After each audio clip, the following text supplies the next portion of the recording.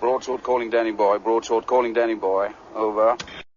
Hello everybody and welcome back to Starlight Wargaming. Just a little hobby update and blog, see what I've been doing this week, apart from playing for some games down at the club and getting gladly beaten by Rich in a game of Chain of Command. I've been doing some bits and pieces, bit of scenery, which I usually get the pre-painted stuff, but this is a 3D print that I've been doing, and I've been updating my German winter force for the Battle of the Bulge and for use against the British winters that I did a couple of years ago.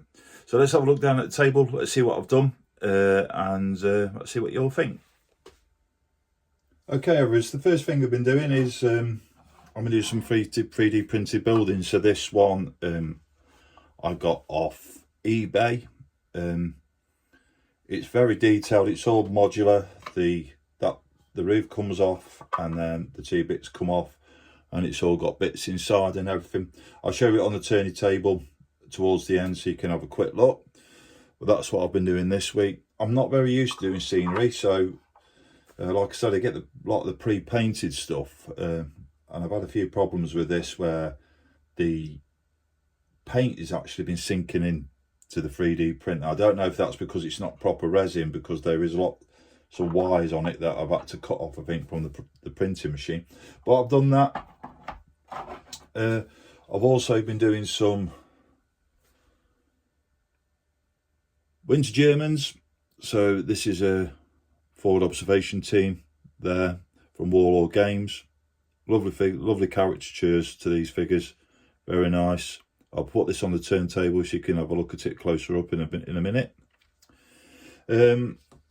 I've also been doing a couple of more figures just to boost out my German winter forces.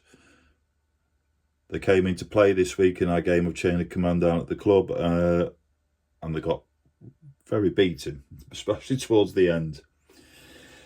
I've also done this little infantry support weapon there.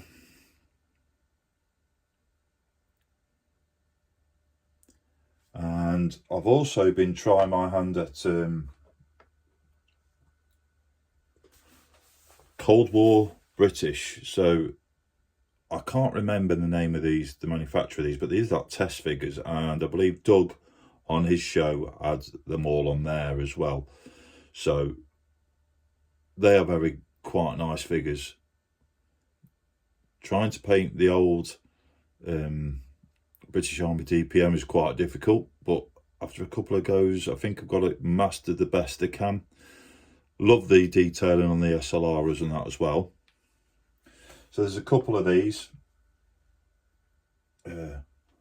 This one, they're both the same, they're all the same poses, but this one's got a tash on, and I believe you can get these with actually berries on, or the old type helmet as well, or the para helmet. But these are really nice figures.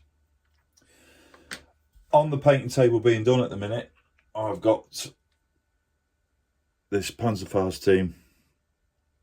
Sorry, not Panzerfaust, Panzerschreck team from Warlord Games in Warlord resin.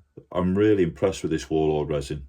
It's so easy to paint. The primer goes on lovely, and I believe you don't need to use primer on them, but because that's the way I've been taught to paint, that's the way I do it all the time. But they're very nice, so they're getting on the table to be done. And last but not least, a Pack 40, all ready for the winter. So I'll put these all on the table, on the turning table, so you can have a look in a minute. But that's all I've been doing so far. It's coming up to Christmas now, so it's getting a little bit busy. So what I'm planning on doing is a couple of battle reports in between, get them up on the channel. Thank you for all the new subscribers. It's really much appreciated. And I'll take you down to the turntable now, and you can have a look and see the figures close up. Thank you very much for watching, and Merry Christmas, and I hope everybody has a Happy New Year.